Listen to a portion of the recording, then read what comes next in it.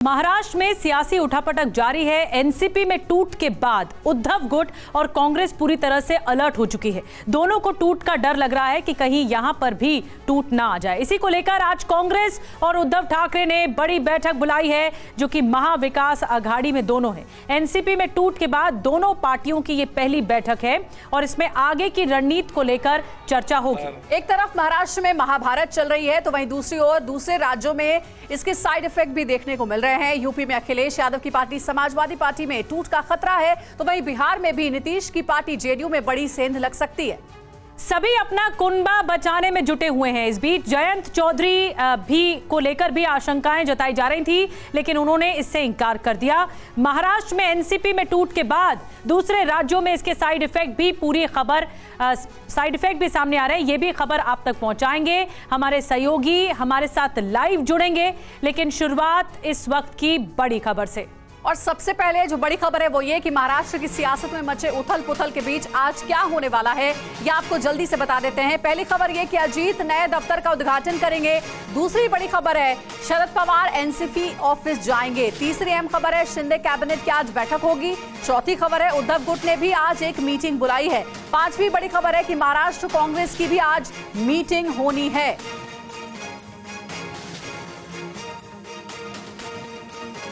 तो देखिए, एनसीपी में जो कुछ भी हुआ है उसका साइड इफेक्ट देखने को मिला है। अलग अलग दल अपनी बैठकें बुला रहे हैं और कोशिश ये कर रहे हैं कि उनके विधायक और सांसद एकजुट रहें, जिसमें कांग्रेस भी शामिल है और साथ ही उद्धव ठाकरे की शिवसेना भी।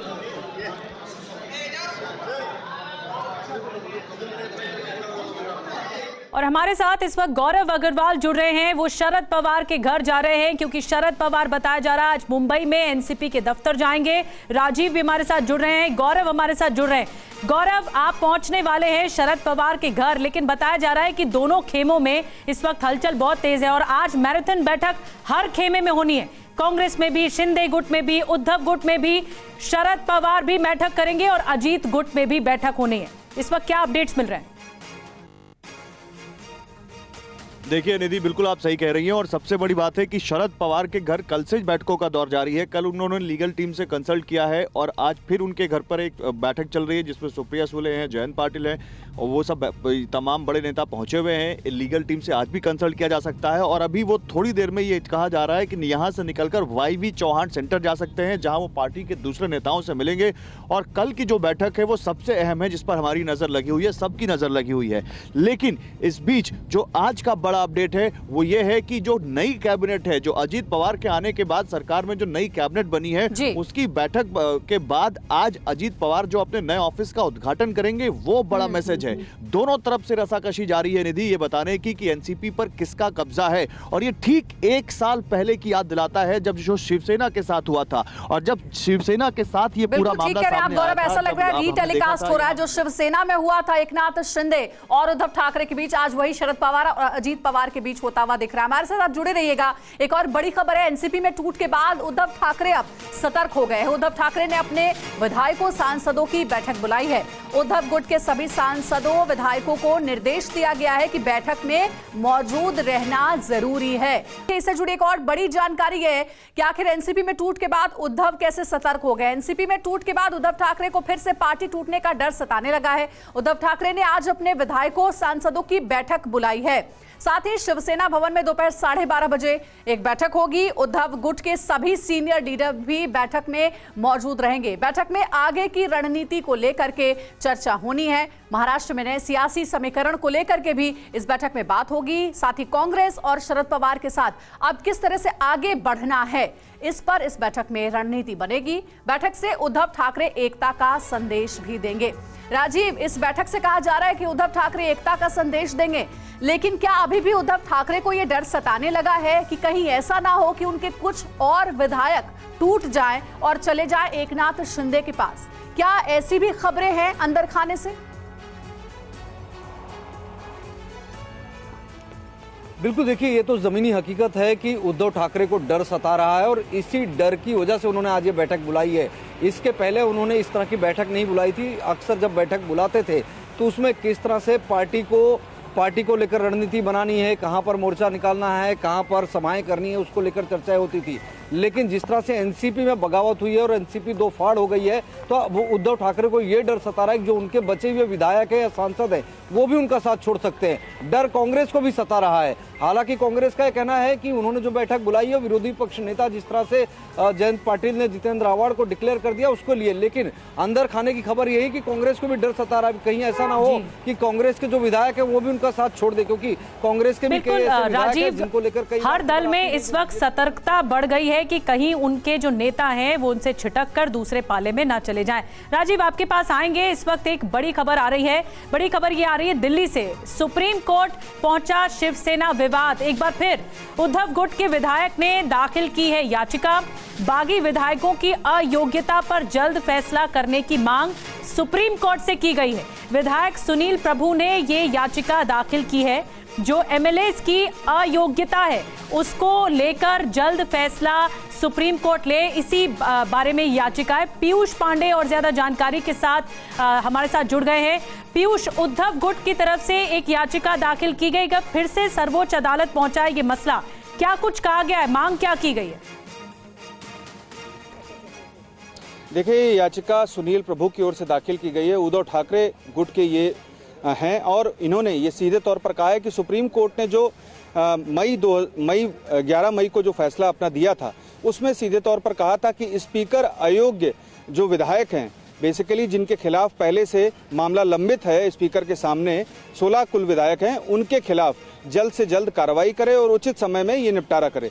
लेकिन अभी तक उस पर कोई कार्रवाई स्पीकर की ओर से नहीं की गई है और पूरी पिटीशन उसी आधार पर बेस्ड है। और ये कहा गया है याचिका में कि सुप्रीम कोर्ट इस मामले में निपटारा करे, क्योंकि स्पीकर की ओर से 16 बागी विधायकों के खिलाफ जो अयोग्यता की कार्रवाई लंबित है उस पर कोई निर्णय अभी तक नहीं लिया गया है। अब देखना यह है कि सुप्रीम कोर्ट इस मामले पर कब सुनवाई करता है, क्योंकि सुप्रीम कोर्ट 11 मई को इस पर अपना फैसला दे चुका है।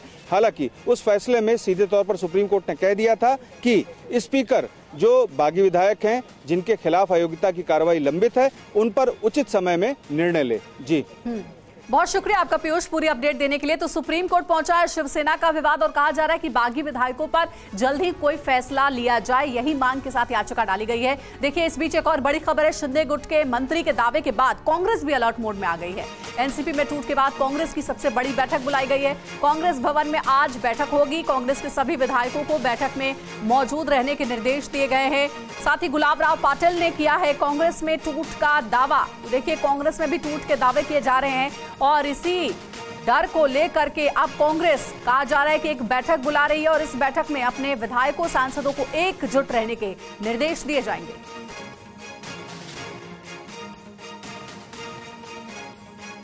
और कुछ डिटेल्स पे और आपको जानकारी देते हैं। एनसीपी में दो फाड़ हो चुकी है, कांग्रेस अब महामंथन पर उतर आई है। एनसीपी में टूट के बाद कांग्रेस की सबसे बड़ी बैठक है और महाराष्ट्र में कांग्रेस को भी पार्टी टूटने का डर सता रहा है। जो शिवसेना के साथ हुआ, जो एनसीपी के साथ हुआ, शायद कांग्रेस के साथ भी हो जाए, ये डर है। बैठक में नेता प्रतिपक्ष को लेकर अब चर्चा होगी। जो लीडर ऑफ ऑपोजिशन है महाराष्ट्र कांग्रेस के सभी विधायक इसमें मौजूद रहेंगे। बैठक में महाराष्ट्र कांग्रेस प्रभारी HK पाटिल भी मौजूद रहेंगे। अशोक चव्हाण, पृथ्वीराज चव्हाण, बाला साहेब थोराट भी मौजूद हैं। जो बैठक हो रही है कांग्रेस खेमे में। अब इस बैठक पर सबकी नजर है कि कांग्रेस अगर महामंथन करती है तो कैसे अपने नेताओं को एकजुट रख पाती है। बैठक के जरिए एकजुटता दिखाने की कोशिश भी कांग्रेस करेगी। शिंदे गुट के मंत्री गुलाब राव पाटिल ने कांग्रेस में टूट का दावा किया है। तो गौरव, अब हर खेमे में हलचल तो है, लेकिन कांग्रेस को ये डर है, ये आशंका है कि जिस तरह से शिवसेना के साथ हुआ, नेता चिटक कर दूसरे पाले में चले गए और पूरी की पूरी पार्टी ही बदल गई। अब कांग्रेस को ये डर है कि उनके नेता भी दूर जा सकते हैं, इसलिए उनको संभाल कर रखने के लिए ये बैठक हो रही है।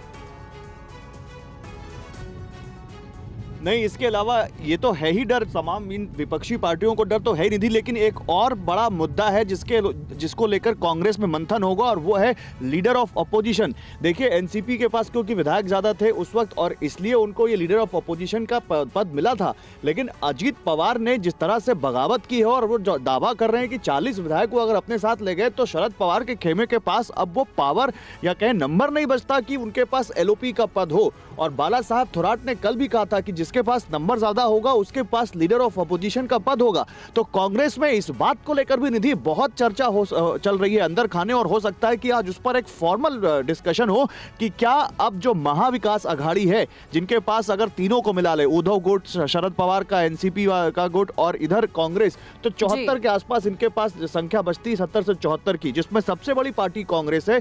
तो जितेंद्र आव्हाड को जिस तरह से कल शरद पवार ने कहा कि अब लीडर ऑफ अपोजिशन वही होंगे, पार्टी के चीफ व्हिप वही होंगे, गौरव, और इसीलिए कांग्रेस की चिंता भी सबसे ज्यादा है क्योंकि महाराष्ट्र में इस वक्त कांग्रेस ही सबसे बड़ी पार्टी है 44 विधायकों के साथ। शिवसेना का क्या हाल हुआ ये हमने देखा, और साथ ही एनसीपी का भी क्या हाल है ये भी हमारे सामने। देखिए एक और बड़ी खबर है, कांग्रेस नेता बाला साहब थोराट का बयान सामने आया कि मीटिंग में मौजूदा राजनीति पर चर्चा होगी, सहयोगियों की भूमिका पर चर्चा होगी, अजीत के जाने से फर्क नहीं पड़ता है, विपक्ष का नेता कांग्रेस का होना चाहिए।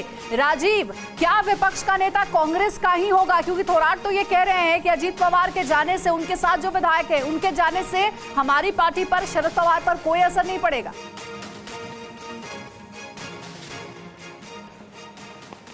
बिल्कुल, देखिए बाला साहब थोराट को ये डर तो है कि पार्टी में टूट की जो बात सामने आ रही है, और इसी वजह से पूरे विधानसभा के सदस्यों को भी बुलाया गया है, विधान परिषद के भी सदस्यों को बुलाया गया है।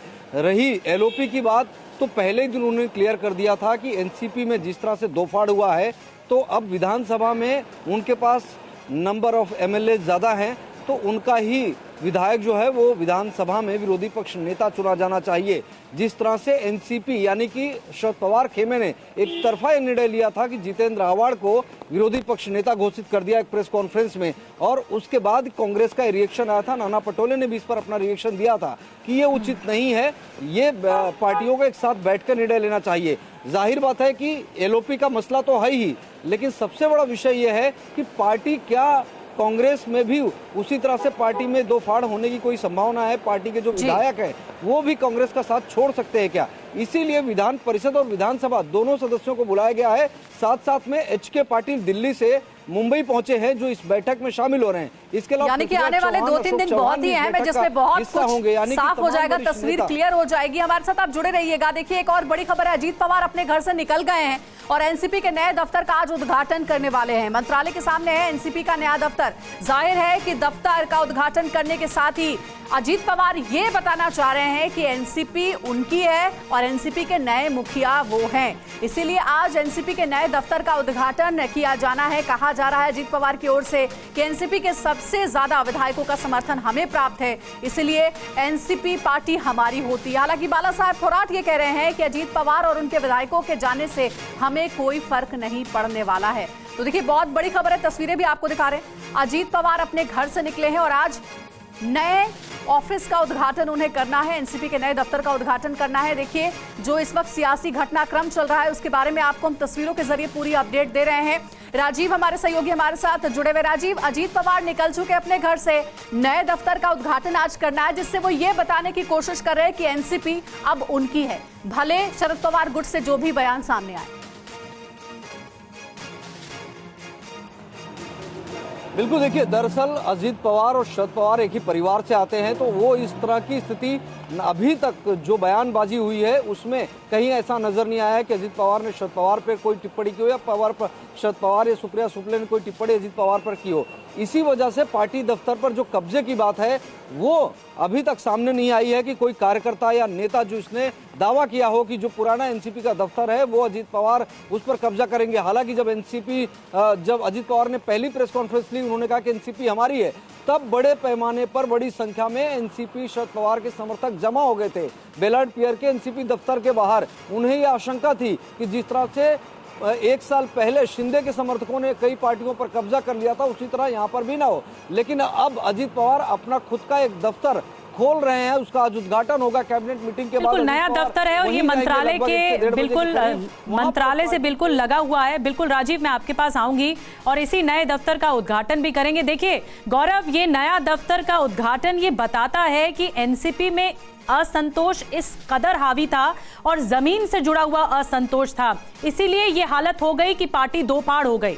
लेकिन बात ये होती है कि अब शरद पवार क्या करेंगे, क्योंकि वो खुद भी मुंबई में है और वो उनकी रणनीति क्या होगी। अजीत पवार लगातार दावा कर रहे हैं हमारे पास 40 तक विधायकों का समर्थन है। देखिए अब यहाँ पर सब कुछ डिपेंड करता है नंबर गेम पर निधि। जिसके पास जितने विधायक उसके पास उतनी ज्यादा ताकत। और एक साल पहले जो शिवसेना के साथ हुआ था, अजीत पवार भतीजे हैं चाणक्य कहे जाने वाले चाचा शरद पवार के, लेकिन अजीत पवार मैच्योर पॉलिटिशियन भी हैं, जमीन से जुड़े नेता भी हैं। प्रफुल्ल पटेल भी बहुत सीजनल पॉलिटिशियन हैं, इसलिए इनको मालूम है कि शरद पवार से अगर बगावत करनी है तो हमें हर लूप होल को बिल्कुल फिक्स करना होगा। और यही अब इस वक्त सबसे बड़ा सवाल है कि किसके पास कितने विधायक हैं, क्योंकि कोई भी अपने विधायकों की सूची सामने नहीं ला रहा। वो कह रहे हैं, खुद प्रफुल्ल पटेल ने कहा कि हमें जिसको देनी थी सूची हमने गवर्नर को दे दी, हमें जब विधानसभा में नंबर देना होगा तो हम दे देंगे। यानी उनको मालूम है कि अगर उन्होंने एक बार वो सूची पब्लिक कर दी तो शरद पवार का कद इतना बड़ा है, शरद पवार का इन्फ्लुएंस महाराष्ट्र की पॉलिटिक्स में, मराठा पॉलिटिक्स में इतना ज्यादा है जिसमें वो कुछ लोगों को बैक कर सकते हैं। और ये हुआ भी। आप देखिए बाला साहेब पाटिल और मकरंद पाटिल, ये दो विधायक ऐसे थे जब अजीत पवार शपथ ले रहे थे तो वहां पर मौजूद थे। लेकिन कल जब सतारा में कराड़ में शरद पवार गए यशवंत राव चौहान की जब वो समाधि पर, जब वहां पर उन्होंने उनको वहां पर श्रद्धांजलि सुमन अर्पित किए तो ये दोनों वहां भी थे। और ये कहा भी गया था शरद पवार के खेमे की तरफ से कि अगर आपको आना है तो ये एक टाइम बैंड है, ऐसा नहीं है कि हमारे दरवाजे हमेशा के लिए खुले हैं, उसके बाद हम आप पर कार्रवाई करेंगे। तो जल्दी से जल्दी जिसको आना है वो वापस आ जाए। और आज मुंबई में शरद पवार का मौजूद होना निधि इस बात का सबसे बड़ा सबूत है। गौरव आगे नजर बना रखिएगा, अपडेट्स लगातार आपसे हम ले रहे हैं। देखिए एक और बड़ी खबर है, कहा जा रहा है कि महाराष्ट्र का साइड इफेक्ट अब दूसरे राज्यों में भी दिखने लगा है। एक राज्य है उत्तर प्रदेश, वहां पर कहा जा रहा है कि बड़े सियासी उलटफेर की आशंका है। विपक्षी पार्टियों में हो सकती है बड़ी टूट। ओपी राजभर समेत कई नेताओं ने इस बात की आशंका जताई है। समाजवादी पार्टी में हो सकती है टूट। देखिए महाराष्ट्र का साइड इफेक्ट कहा जा रहा है कि यूपी और बिहार में भी देखने को मिल रहा है। यूपी में बड़ा दावा किया जा रहा है, ओपी राजभर कह रहे हैं कि समाजवादी पार्टी में बड़ी टूट हो सकती है। जो जिससे मिलते हैं उनसे कहो वो ले जाए, हमारे जिनसे वो मिलते हैं उनसे कह दो कि ले जाए। जो जिससे मिलते हैं उनसे कहो वो ले जाए। बड़ी टूट हो सकती है, अखिलेश यादव का अहम बयान आ गया है और ओपी राजभर समेत कई नेताओं ने आशंका जताई है। अब ये टूट किस तरह की हो सकती है इस पर भी साफ नहीं है, लेकिन समाजवादी पार्टी में टूट हो सकती है, इसका इशारा कर दिया है। समाजवादी पार्टी के तमाम विधायक और जो सांसद हैं वो नाराज हैं इस बात को लेके कि अखिलेश जी पहल कर रहे हैं विपक्षी एकता की। तो यूपी की राजनीति में राजनीति करना है विधायक को और सांसद को, ना कि उसको जाकर के बिहार लड़ना है। देखिए इस विचारधारा से पहले सहमत थे नीतीश जी, आप देखो क्या थे। हमको लगता है कि समय आने पर संभावनाएं तो निश्चित रूप से उसे कहा नहीं जा सकता। नीतीश जाएंगे कहाँ, आएंगे इसी बात, समय आने पर आएंगे। उत्तर प्रदेश में समाजवादी पार्टी का खाता नहीं खुलने वाला है। विपक्ष का गठबंधन फेल हो चुका है। जो तमाम भ्रष्टाचार के आरोप हैं, ऐसे आरोपियों का एक परिवारवादी जो विपक्षी गठबंधन है, शुरू कहीं से हुआ, समाप्त हो गया। और आपको ये भी बता दें कि इस बयान और आशंका के बीच अखिलेश यादव समाजवादी पार्टी के मुखिया से जब उनका रिएक्शन लिया गया, उन्होंने क्या कहा, सुनते हैं। जो जिससे मिलते हैं उनसे कहो वो ले जाए, हमारे जिनसे वो मिलते हैं उनसे कह दो कि ले जाए।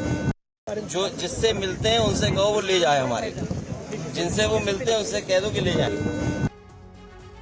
तो टूट की खबरों के जवाब में अखिलेश यादव ने कहा जिनसे मिलते हैं उनको कहिए कि वो ले जाएं। एक और बड़ी खबर, एसपी राष्ट्रीय महासचिव समाजवादी पार्टी के राष्ट्रीय महासचिव रामगोपाल यादव ने बड़ा बयान दिया है। 2024 में बीजेपी की हार तय है, विपक्ष तोड़ने की कोशिश कर रही है बीजेपी, ये कहा।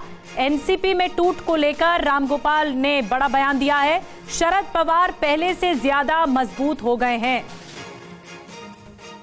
और हमारे सहयोगी ने बातचीत की है रामगोपाल यादव से, क्या कुछ कहा, आइए सुनाते हैं आपको। हमारे साथ वरिष्ठ नेता रामगोपाल यादव जी बातचीत करने के लिए मौजूद हैं। सर, ऐसा कहा जा रहा है कि जो भी फैमिली बेस्ड पार्टीज हैं उनको वो टारगेट पे है। देखिए, फैमिली बेस्ड पार्टी कहना ही गलत है। कोई फैमिली बेस्ड पार्टी नहीं होती है। पार्टी का जब जनाधार इतना हो, बड़ा हो, बीजेपी के लगभग बराबर वोट मिला हो, तो फैमिली बेस्ड कैसे कह सकते हैं। हमारा तो पूरे उत्तर प्रदेश में घर घर में है, बीजेपी के जहाँ लोग हैं वहाँ भी है।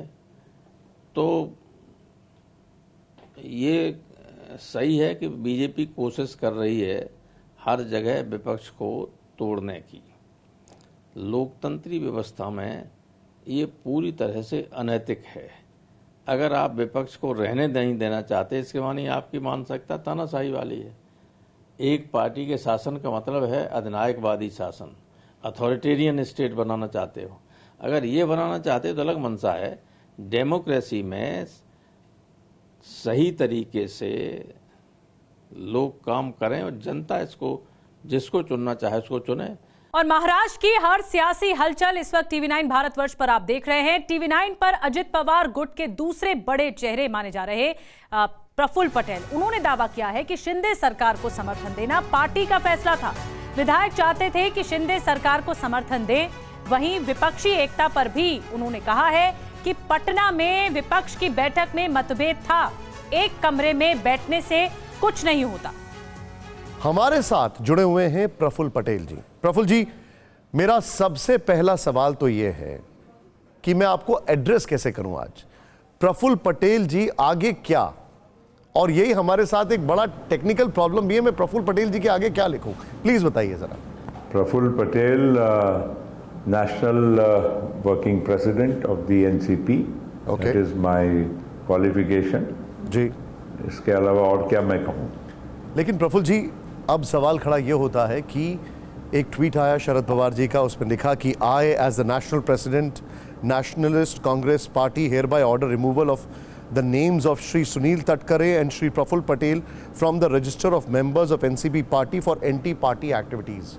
अब इसका क्या मतलब हुआ? एक स्टेटमेंट आपका, एक स्टेटमेंट ये। देखिए, मैं कुछ जहाँ तक शरद पवार जी का सवाल आएगा ना, मैं कोई भी टिप्पणी नहीं करूँगा, ना मैं उत्तर दूंगा। ओके। बल्कि आज तो गुरु पूर्णिमा है, तो मैं उनको प्रणाम करता हूँ और उनका आशीर्वाद सदैव हम सब पे बना रहे, यही मैं उनसे प्रार्थना करूँगा। और जहाँ तक उनके कोई भी एक्शंस हैं वो उसके बारे में मैं बोलूँगा नहीं। लेकिन इतना मैं ज़रूर कहूँगा कि जो यहाँ पर निर्णय हुआ है एनसीपी का, ये पार्टी का निर्णय है। पार्टी के मेजॉरिटी के हमारे जो सदस्य हैं, पदाधिकारी कुछ हैं, कुछ एमएलएज हैं, मगर मेजॉरिटी ये हर वर्ग में हमारे साथ होने की वजह से ये फैसला लिया गया है। ये पार्टी का फैसला है, मेरा या हमारा व्यक्तिगत फैसला नहीं है। अच्छा, यही प्रफुल्ल जी सबसे बड़ा सवाल है कि पार्टी किसके साथ है, या जो पार्टी को अपना बता रहे हैं वो पार्टी उनकी है या किसी और की है? इस पर आपका कमेंट क्या होगा? देखिए, अभी मैंने आज देखा कि जयंत पाटिल ने 9 एमएलएज अजीत पवार के साथ जो शपथ लिए हैं उनको डिस्क्वालीफाई किया है, या जो भी कुछ आप कह रहे हैं एक्शन वैक्शन लिया है पार्टी से। जयंत पाटिल वो तो प्रेसिडेंट, एडहॉक प्रेसिडेंट है, मेरी सिग्नेचर से उनको प्रेसिडेंट बनाया है, कोई प्रक्रिया नहीं हुई है। महाराष्ट्र में इलेक्शन ही नहीं हुए, बहुत सालों साल तक इलेक्शन नहीं हुए हैं। अभी तो इलेक्शन की सो कॉल्ड प्रोसेस अभी चल रही है।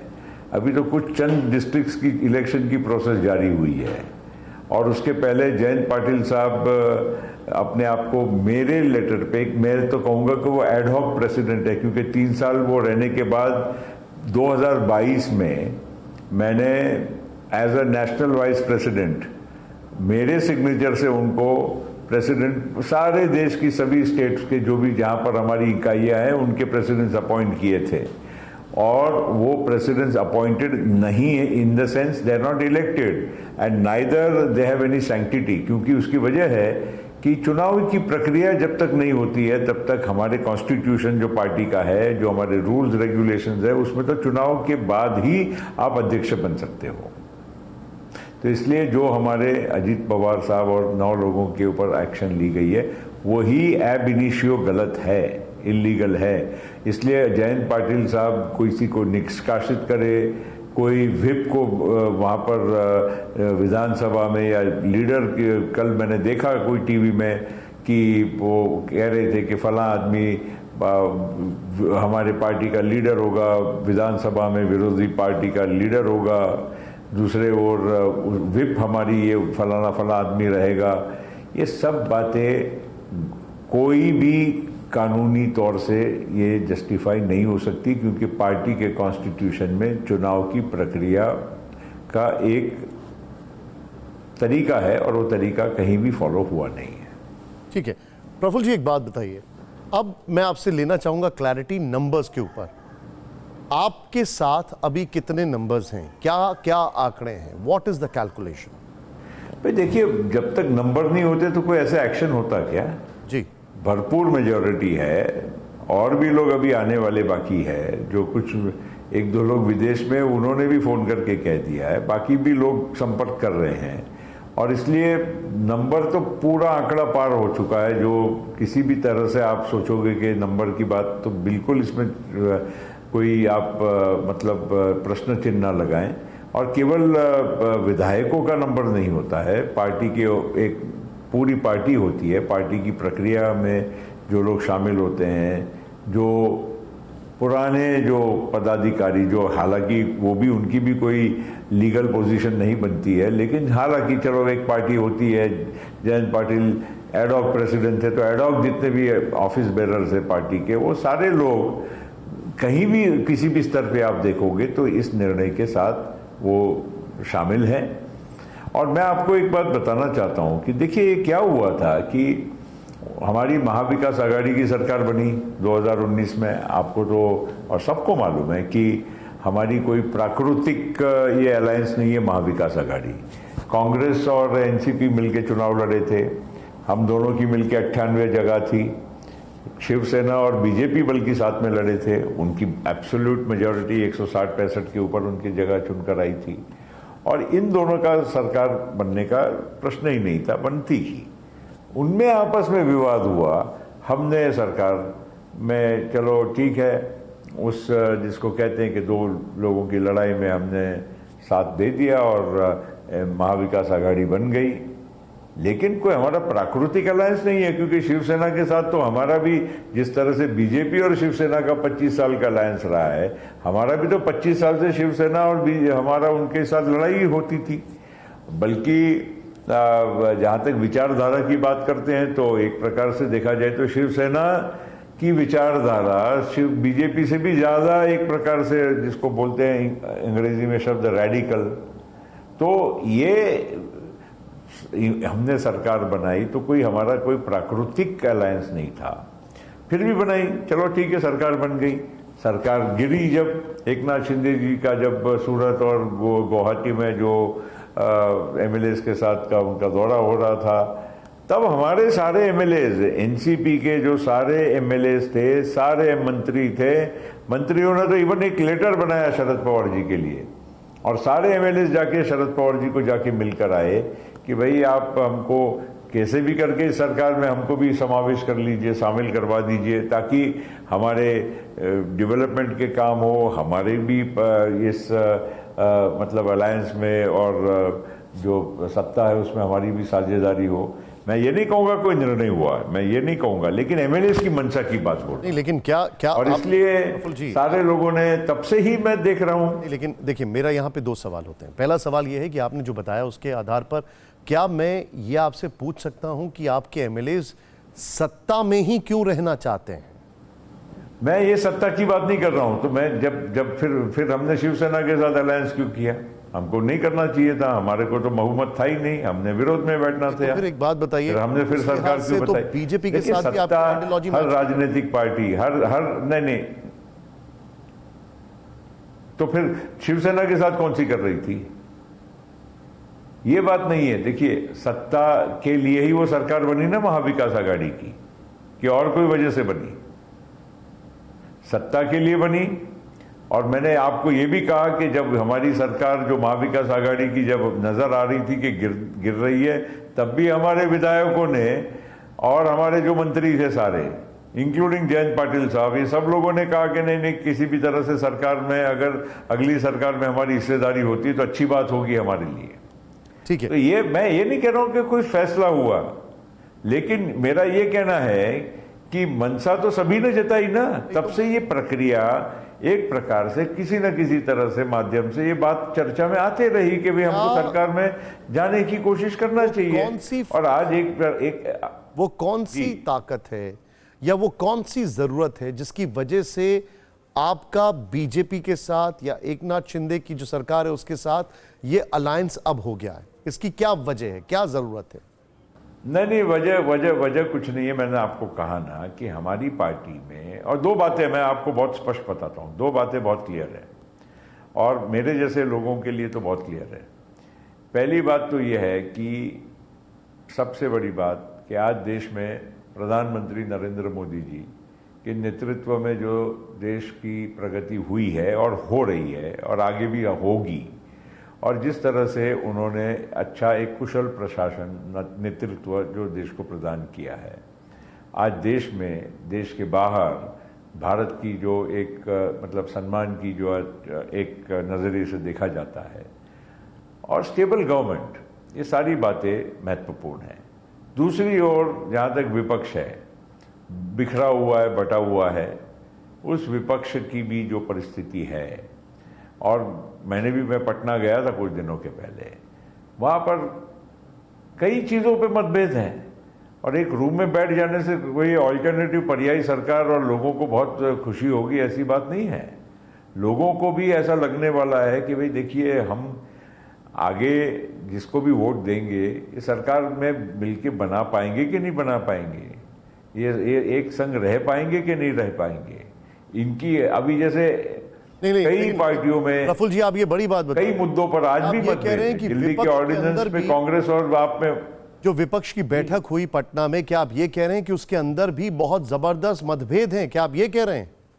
ऑलरेडी वो तो नजर आ ही रहा है। आपने देखा नहीं क्या, दिल्ली के ऑर्डिनेंस में कांग्रेस की व्यू एक अलग है, आपका पार्टी का अलग है। यूसीसी में यूनिफॉर्म सिविल कोड में कई पार्टियों के अलग अलग मत आए हैं, अलग अलग विचार रख रहे हैं। तो ये देखिए, मेरा ये कहना है कि अलग अलग पार्टियों का अलग अलग चीज़ों पे अपना अपना दृष्टिकोण होता है, वो भी ठीक है, उसमें हमें कोई दिक्कत नहीं है। हर राज्य की पार्टी का एक अलग अलग अपना काम करने का तरीका होता है, वो भी अच्छी बात है, फेडरल स्ट्रक्चर है हमारा। मगर जब आज देश की जब बात करोगे और सबको एक लाने की बात करोगे, तो ये कैसे संभव होने वाला है? किस तरह से इतनी सारी पार्टियां एक जगह पर आके मिलजुल कर लोगों का विश्वास जुटाने वाली है? पुराने बहुत अनुभव है ना, मोरारजी देसाई के बाद चरण सिंह जी आए, विश्वनाथ प्रताप सिंह जी के बाद चंद्रशेखर जी आए, और देवेगौड़ा जी के बाद गुजराल साहब आए। कैसे लोगों को भरोसा बैठेगा? और जब भी कोलिशन गवर्नमेंट जब बनी, वाजपेयी जी ने भी बनाई और हमारी मनमोहन सिंह साहब सरकार में भी बनी जी, तो वो कोलिशन गवर्नमेंट में कम से कम जो बड़ी पार्टी होती है, पहले बीजेपी थी या कांग्रेस बाद में थी, तो उन पार्टियों की कम से कम 150-200 जगह तो आती थी। ठीक है, तभी तो आजू बाजू में इर्द गिर्द में बाकी के 100 लोगों को आप अच्छी तरह से जोड़ सकते हो। प्रफुल्ल जी दो सवाल पूछते हैं, मेरे आखिरी दो सवाल हैं। पहला, क्या आप अपने पैक को एक साथ रख पाएंगे? क्योंकि ऐसी बहुत सारी चीजें हो रही हैं जिससे ऐसा लग रहा है वहां से काउंटर क्लेम हो रहा है कि नहीं वो सब साथ नहीं है। क्या आपका पैक एक साथ है? जो आपकी टीम है वो एक साथ हडल्ड अप है? भाई देखिए, मैं पैक की बात, ये पैक कहाँ से आ गया? ये कोई फैक्शन थोड़ी है। मैं तो ये चाहूँगा, और मैं तो अभी भी मेरी तो पर्सनल कोशिश ये भी रहेगी कि सब एक साथ रहे ना भाई। राष्ट्रवादी कांग्रेस पार्टी का एक पूरा परिवार है, शरद पवार जी के नेतृत्व में सब लोग मिलजुल कर सब यही निर्णय को आगे बढ़ाने का काम करें। आखिर शरद पवार जी के और सबके एक दूसरे के साथ हम लोग इतने सालों से काम कर रहे हैं, तो हमारा भी तो कहीं एक उनके साथ जुड़ाव है, लगाव है। हम नहीं चाहेंगे कि हमारा घर बिखरे, हम भी चाहेंगे कि हमारा घर एक खुशहाली का घर जो अभी तक हुआ है, इस निर्णय का स्वागत करें। लेकिन जो अभी तक हुआ है, क्या आपको लगता है कि उसके बाद जो दूरियां हैं वो कम हो पाएंगी? क्योंकि इतने स्ट्रांग फैसले लिए जा चुके हैं उस तरफ से। भाई देखिए, सब संभावनाएं होती हैं, कई संभावनाएं पिछले राजनीति में आपने भी देखी होगी, कई उथल पुथल होती है, कई संभावनाएं जो असंभव बात होती है संभव हो जाती है। ये भी हो सकता है, क्यों नहीं? अभी 24 घंटे नहीं हुए हैं, उसके पहले हम आगे की सारे दरवाजे बंद कर रहे हैं कि ऐसी बात होगी, वैसी बात होगी। मुझे नहीं लगता है। प्रफुल्ल जी, लगता है कि अभी भी हम कोशिश कर सकते हैं और कोशिश करना चाहिए। अब मैं आपसे एक आखिरी सवाल पूछ रहा हूं संभावनाओं को लेकर, और ये काफी खबर चल रही है इसलिए मैं आपसे पूछना जरूरी है, क्या ये भी संभावना है राजनीति में कि प्रफुल्ल जी को कैबिनेट रिशफल में दिल्ली में जगह मिल जाए? ऐसी खबरें चल रही हैं। ये प्रश्न का मैं इतना ही उत्तर दूंगा कि न हमने कोई इस बारे में बात की है, न मांग रखी है, न कोई मैंने सोचा है। अब हम एक बात है कि आज एनडीए के एक पार्ट बन गए हैं, तो एनडीए के पार्ट हम हमेशा हमारी जो जिम्मेदारी है, दायित्व है, उसको निभाने की हम कोशिश करेंगे। ठीक है। मुझे कोई इस बारे में ये नहीं मालूम है, न मांगा है न बोला है, इसलिए कुछ अपेक्षा भी है कि हमारी कोई दिल्ली के मंत्रिमंडल में स्थान रहेगा। मुझे आपकी वो लाइन बहुत अच्छी लगी जिसमें आपने कहा कि मैं शरद पवार जी के लिए कुछ नहीं बोलूंगा, वो मेरे गुरु हैं और गुरु पूर्णिमा का दिन है। बहुत बहुत शुक्रिया हमसे बातचीत करने के लिए sir. Thank you very much. All the best.